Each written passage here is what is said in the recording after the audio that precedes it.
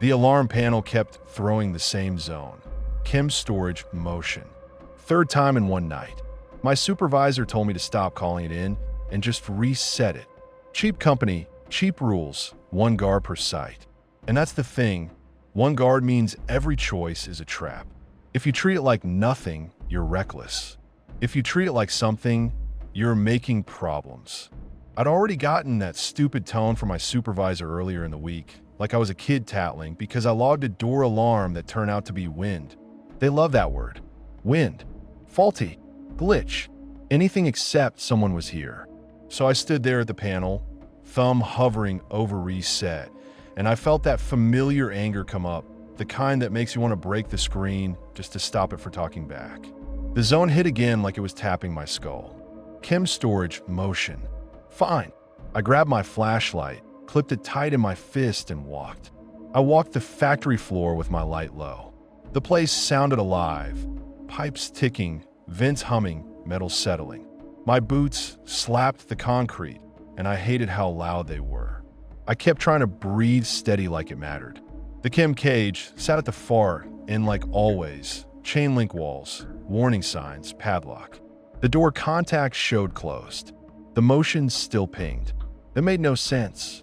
I paused outside and checked my belt on instinct. Radio was there. Phone was there. Keys were there. I told myself it's a bad sensor. It's always a bad sensor. You'll open it, you'll see nothing, you'll look dumb, you'll go back and they'll laugh at you.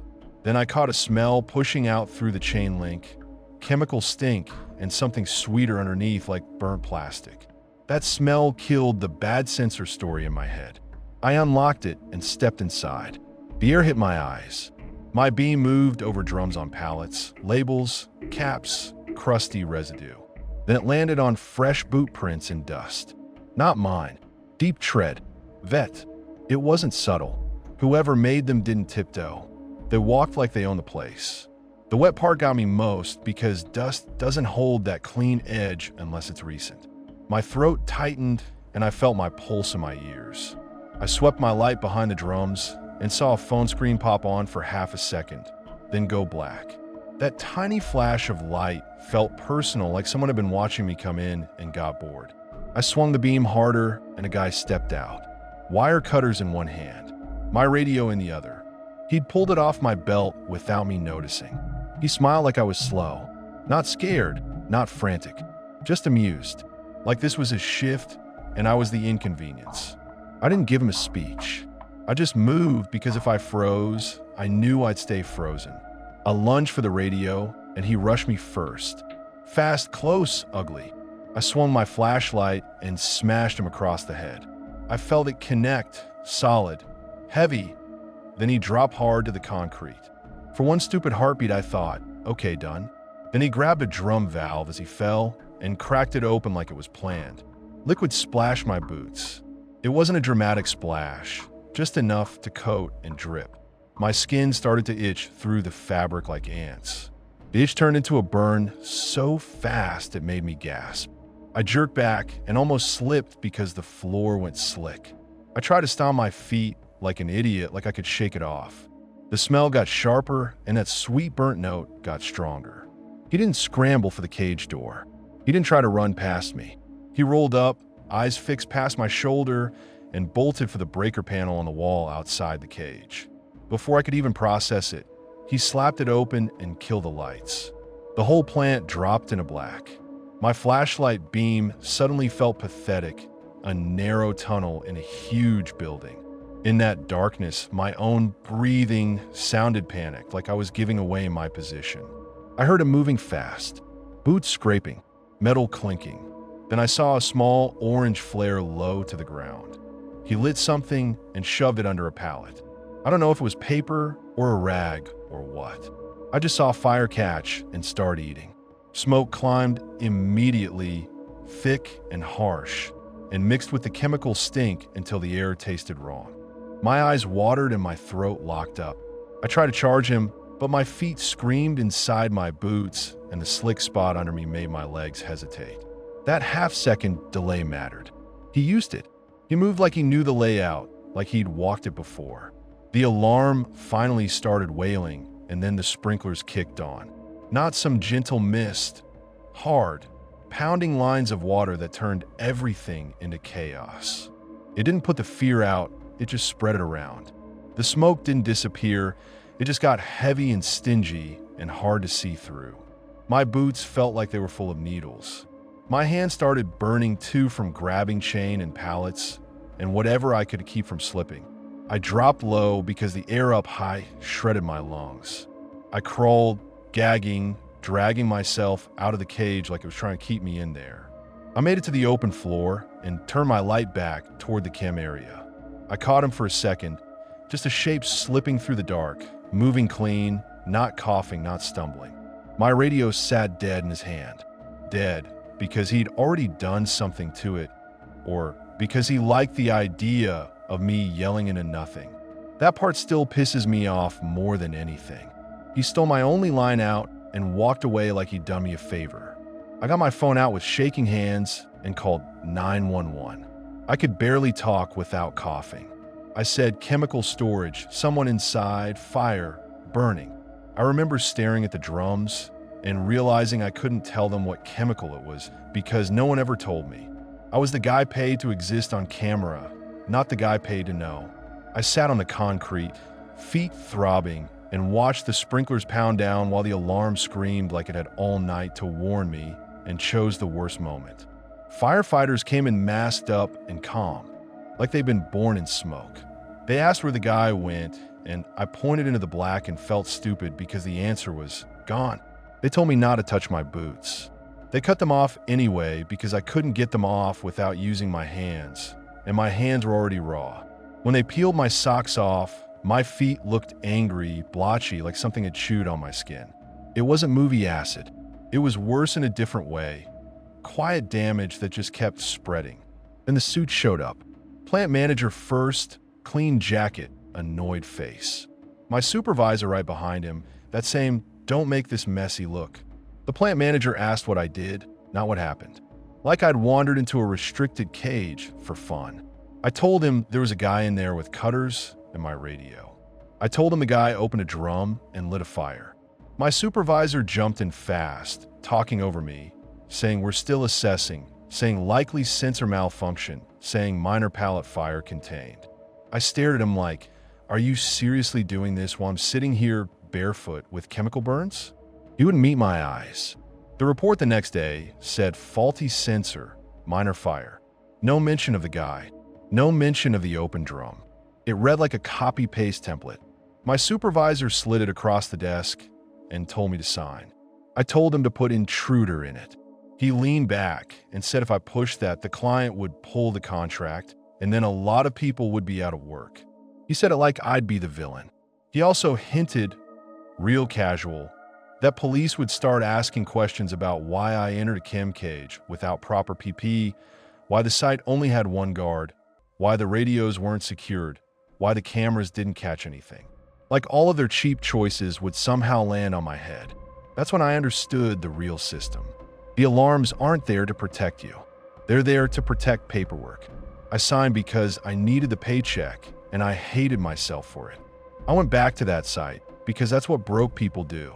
Every time the panel chirped after that, my stomach clenched.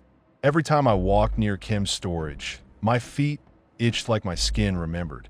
I started checking my belt every few steps. I started walking with my back against walls like a paranoid asshole. I started getting angry at day shift guys for leaving doors propped. Like it was personal. Nobody cared. They just wanted the shift to end without a phone call. A week later, they found a dead raccoon in the drainage ditch behind the plant for falling out in patches like wet paper. Maintenance passed the photo around like it was funny. The raccoon looked like it had tried to crawl away and couldn't. I stared at that picture and thought about the spill and how fast my skin reacted and how the report erased it and how easy it is for something small to get poison back there without anyone noticing until it's ugly enough to laugh at. That raccoon didn't get a meeting. It didn't get a faulty sensor explanation. It just died in the runoff behind the place where we pretended everything was controlled. After that, I stopped doing resets. I started doing resignations.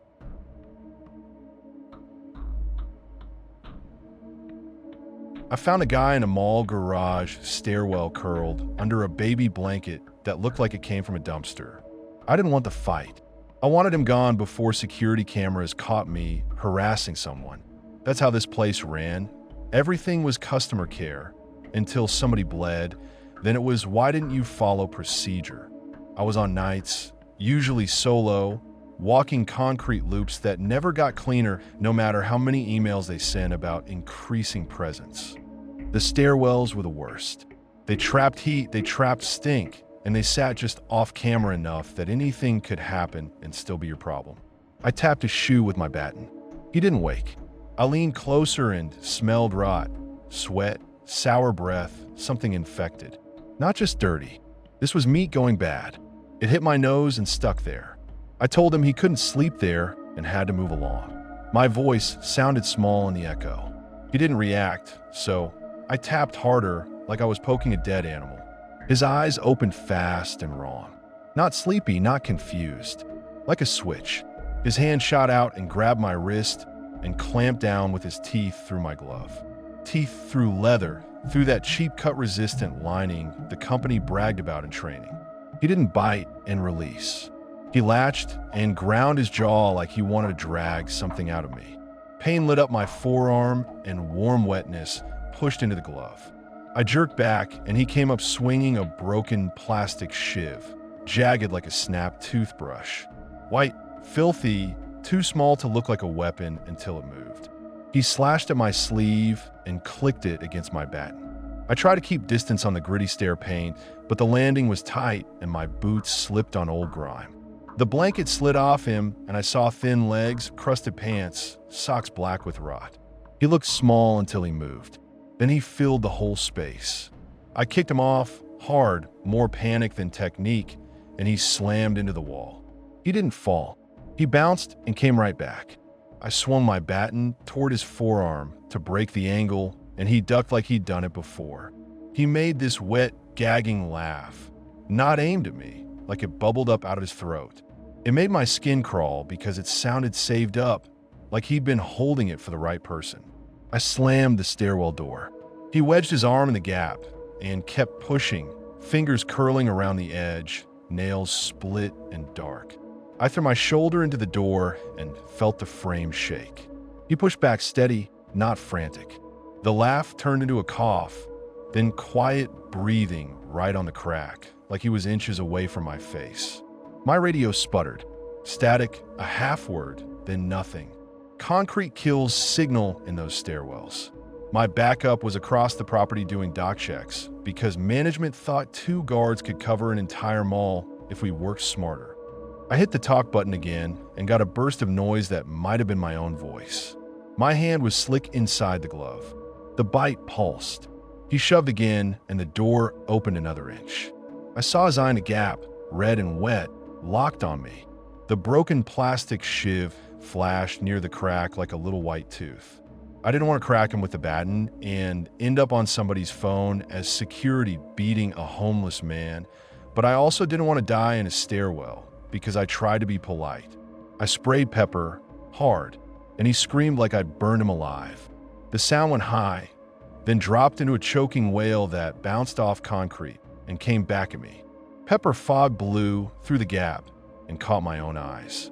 Tears poured and my throat cinched shut. He flailed, hit the door with his shoulder, then backed off. His scream cut out like someone yanked a cord. Then he got quiet. Quiet in that stairwell felt like a trick. I kept the kin up and waited for the rush of him charging again. Nothing. I listened for footsteps. Nothing. Just my own breathing and the faint drip of something.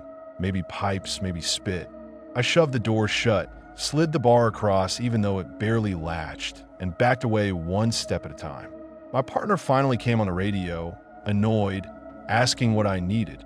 I told him the stairwell and that I'd been bitten and we needed police. He said he was 10 out. 10 minutes is a long time when you're standing there with your wrist throbbing and that laugh still vibrating in your skull. I didn't go back in. I posted at the door like a statue and kept imagining his hand sliding out again. When the cops showed, they acted like I called them for a loiterer. They opened the stairwell door and found nothing. No blanket. No guy. The landing was empty except a damp spot and a smear on the wall where someone had leaned. One officer looked at my pepper can and then at me like I was the problem. They took a quick statement, told me to get medical, and drove off. I went back to my booth with my eyes still burning. I peeled the glove off and saw 2 punctures on my wrist, red and swelling, with little half-moon bruises around them. I scrubbed it with an alcohol wipe until I hissed and my hand shook. The smell was still on me.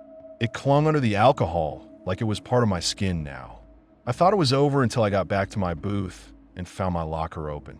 My spare uniform sat on the floor, soaked in piss. On top of it, a neat stack of my shift schedule printouts, folded like someone studied them. Not crumpled, not tossed. Folded clean, like a letter. The top page had my name and employee number and my start times for the next 2 weeks. Somebody had even creased the corners sharp. The piss was fresh enough it still steamed a little in the cold booth air, sharp ammonia, but under it I caught that same rotten note again, like oil under everything. I froze. The locker room is behind a keypad door. Customers don't wander in. My lock wasn't broken. It was just open, like somebody knew exactly how much pressure to lift the latch without making noise. I checked the keypad log on the panel outside. It doesn't store names, just timestamps, and of course the last entries were maintenance and security, which is basically everybody and nobody. I called my partner over and he tried to laugh it off, said maybe I forgot to lock it. Maybe some kid slipped in. I told him no one pranks by pissing on a uniform and leaving my schedule stacked like homework. He told me to report it and keep moving. That pissed me off more than the piss. Like the answer was always keep moving, keep walking, keep putting yourself in the same corners. I pulled camera footage from the hallway outside the locker room. The feed skipped right around the time my rounds would have taken me past that door. It didn't go black. It just jumped 2 minutes ahead like someone cut a strip out with scissors. My supervisor called it a glitch and told me to stop chasing ghosts. I pointed at the jump and asked why the glitch always happened when something bad happened. He shrugged and said if I didn't like it, I could transfer to daytime. Like daylight fixes anything. The clinic the next morning treated the bite like a biohazard. They cleaned it, shot my tetanus, handed me antibiotics, asked questions that made my stomach turn. I nodded and signed forms and tried not to picture that mouth on my wrist. In the shower at home, I scrubbed my hands until my knuckles cracked. The smell didn't leave. It faded, then came back when my skin warmed up like it lived in the pores. I went back in for 2 more shifts because rent doesn't care about fear. I changed my route. I skipped that stairwell. I got written up for missing a checkpoint. I told my supervisor I wasn't walking into that stairwell again without another guard. He told me to follow policy or clock out. We argued in low voices in the office because neither of us wanted a scene on camera. He acted like my fear was a performance issue, like I was being dramatic to get out of work. The second night, halfway through my patrol, my radio crackled and I heard a wet little cough laugh in the static. It could have been interference. It could have been my partner messing around. But my partner swore he didn't transmit, and when I checked the channel log, there was no outgoing call.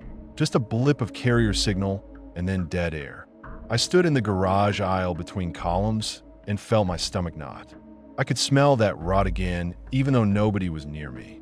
On the last morning, when I walked out of my car, I found one more printout under my wiper, folded the same neat way.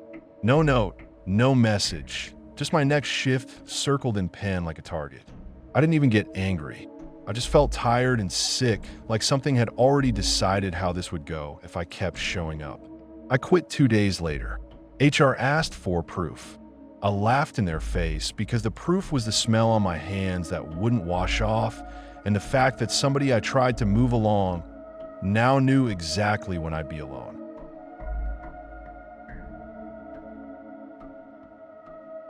The gym lights snapped on by themselves while I was doing rounds in the middle school. No cars in the lot, no events, just me, my radio, and that stupid echo that makes every step sound like someone behind you. Then the PA crackled. Not feedback, a breath close to the mic, and 3 words, "I see you." I froze so hard my boots squeaked. I've been half asleep doing the same loop: front doors, cafeteria, lockers, back hall, thinking about my paycheck and how the day guy never locked shit right. And then that voice hit like a hand on the back of my neck. Not a kid, not a prank-wide tone. Calm, like he was bored and I was the only thing worth watching. I thumbed my radio and tried to sound normal, like I hadn't just turned into a cornered animal. Dispatch asked me to repeat myself, like I was calling about a broken window. I snapped back and regretted it instantly, but my chest was already tight. I told them I was checking it and I'd call back. That was me trying to be tough. That was me being stupid.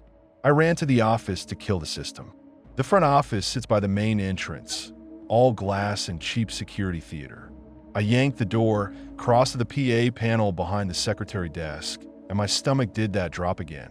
The panel was open. The key was in it. The key, my key, off my ring, gone without me feeling it. I grabbed my belt like an idiot, like I could squeeze the missing keys back into existence. Nothing. I checked pockets, hoodie pouch, the floor. Still nothing.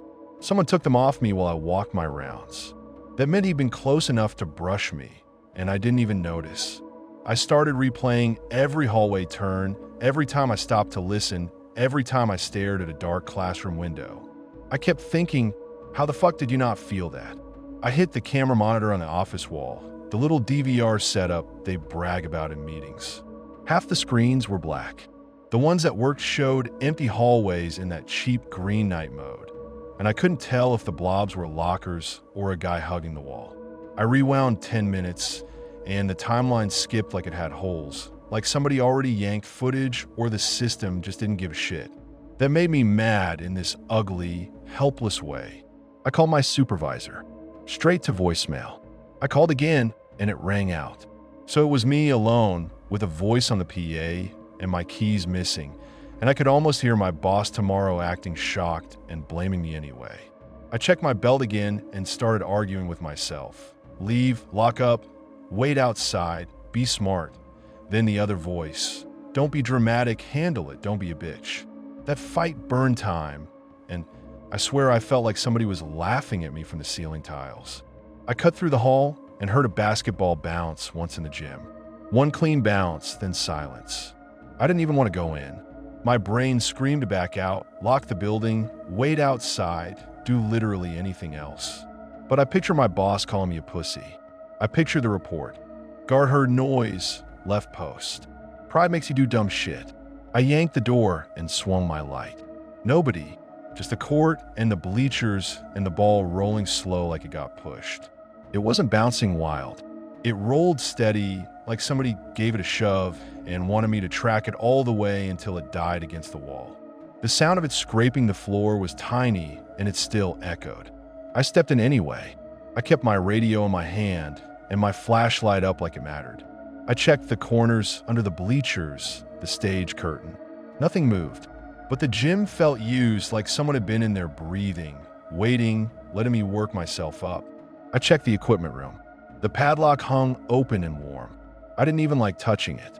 I pulled the door and my light hit a sleeping bag dragged in the corner in a trash pile that smelled like piss and old food. I saw pills on the floor. Some crushed, some whole like somebody fumbled them. I saw kid-sized shoes, too clean, lined up like a ritual. That's when my "it's probably nothing" bullshit died. Those shoes didn't belong to a homeless guy crashing out. They looked placed, like a display, like somebody wanted to prove he could bring whatever he wanted into the school and set it up neat. Footsteps hit the bleachers above me. Fast, then slower, like whoever was realized I heard. I looked up and caught a face for half a second in the aisle. Adult, smiling, enjoying my panic. No mask, no hitty, just that grin, like he'd been waiting for this part. My body wanted to run and my mouth wanted to act tough. I shouted, but it came out ragged, more noise than threat. He didn't answer. He just leaned a little and dropped something. Keys. They clattered down like bait, bouncing off metal steps, then skittering across the court. My keys. He wanted me to chase them like a dog. I didn't. I backed toward the doors, keeping my light on him. I tried talking to my radio, and my thumb slipped because my hand was sweating. Dispatch came back slow, asking questions like we had all night. I told them trespasser Jim now, and I said it mean enough that they finally moved. They told me to stay put. I wanted to tell them to come faster or I'd end up on the news, but I swallowed it and kept moving. I locked the gym doors and held them. I threw the deadbolt, then jammed the crash bar latch, then dragged a rolling table in front like that would stop a grown man if he really wanted out. I planted my shoulder against the door anyway. My heart hammered so hard, I kept expecting it to echo through the building. The door trembled once, just a little tap from the other side, like he tested it with 2 fingers and enjoyed it. I didn't move. I kept my weight there and stared at the seam where the light leaked through, waiting for it to slam. Inside, I heard shifting above like steps on the bleachers, then nothing. That silence was worse than any noise. I kept thinking he'd slip out some side exit with my keys, and I'd never even see him. I ran to check the nearest doors, locked what I could, then ran back because leaving the gym hall felt like turning my back on a knife. When the cops finally showed, they came down the hall casual at first, like I called them for kids smoking. I started talking fast, dumping everything. PA voice, missing keys, ball shoes, because I needed them to believe me before he disappeared. One of them rolled his eyes until I said my key was in the panel and the equipment room smelled like piss. That changed the room. Suddenly, they moved like it mattered. They opened the gym with their flashlights up, called out, and got nothing. The gym looked empty, and for a second I thought I'd lost my mind. Then one of them aimed his light up at the scoreboard and jerked his chin like he'd spotted something above us. That's the only clear moment I remember because it snapped everything into focus. There's a ceiling access hatch over the scoreboard. Maintenance uses it. I'd walked under it 1,000 times and never cared. That night, the panel sat crooked and dust drifted like something had just shifted. They got a ladder. One cop climbed, the other covered. The hatch scraped like someone tried to pull it shut from inside. A filthy hand showed for a second, fingers black, nails torn. The cop yanked hard. The guy came down fighting, twisting, dropping grime and insulation like snow. He stank like the equipment room. Old sweat, piss, and something chemical. They cuffed him on the floor. Up close, he looked normal enough to be anybody. Tired eyes, greasy hair, a mouth that kept trying to smile, even while his face went blank. In his pocket, they found a school keyring. Not just mine, an actual school set. In his other pocket, my keys like trophies. Then one cop grabbed his wrist and swore under his breath. My name was written on his wrist in Sharpie. Big block letters. Like he'd been practicing it. Like he decided I was his. He twisted his head to look at me while they hauled him up, and his smile came back for a second, like he wanted to make sure I saw it. I wanted to smash his teeth. I also wanted to puke. I didn't either. I just stood there shaking with my fists clenched so tight my nails hurt. The cops walked him out. They took photos of the sleeping bag, the trash, the pills, the shoes. They asked if any kids had been reported missing. I didn't have answers. I kept saying, I don't know, because that's all I had. Later, my supervisor showed up and tried to start on me. Why did you call police? Why didn't you just escort him out? Do you know how this looks? Until he saw the gear room and shut his mouth. He avoided my eyes after that, like the whole thing was contagious. Maintenance swapped locks and told me it was handled. The district sent an email about an incident with no details, like the truth would stain the paint. People joked for a week about the gym ghost. Nobody wanted to say the real words. A grown man lived above a scoreboard in a middle school and watched the night guard like it was entertainment.